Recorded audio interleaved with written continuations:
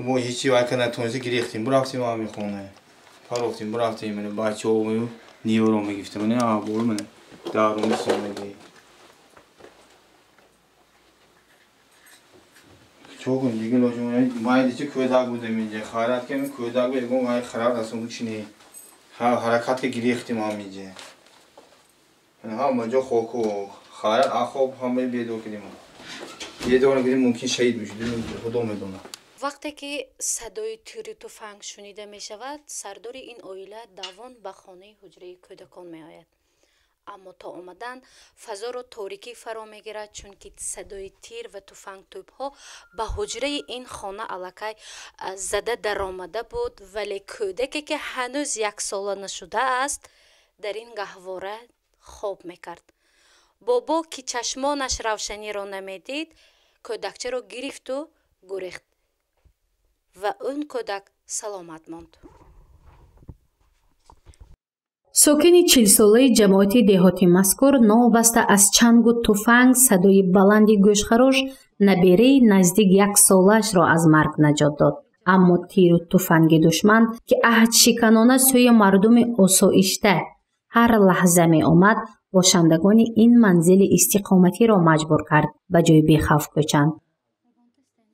بو میشد یکتا اینجا فروما من اینجا خونه گشتم من زیگفته دویده بیام یکتا تگی دار بفروما تیپ تولیک شد دو تا این پسری من گفته دویده من این محالکه اومده بیام خارج زنده سلامت باد خیلی کمکر ضرر رسونده گفته همین تاکتیکی دیول فرومو برفتم.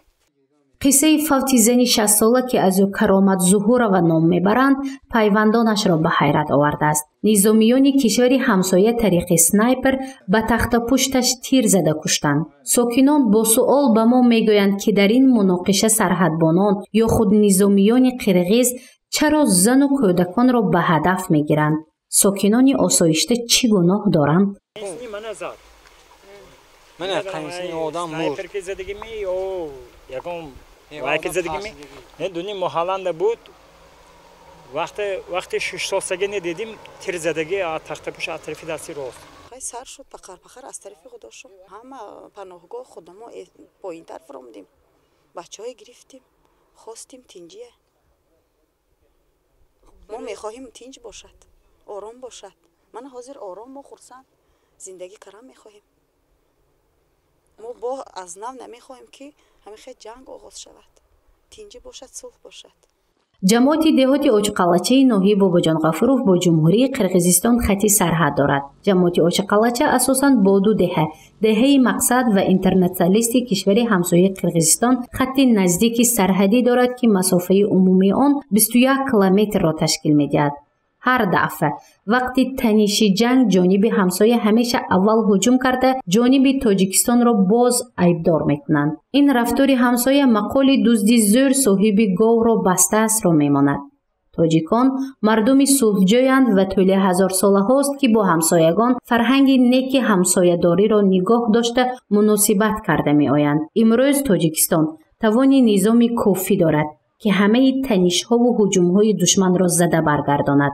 بنابر جانب همسایه نیز باید چنین آیین همسایه‌داری را آموخته باشند. درباره وضعیت در سرحد باشد همین را گفتنیم. وضعیت موافق به ساعت 18:00 سنه 18 سپتامبر در این منطقه آرام بود.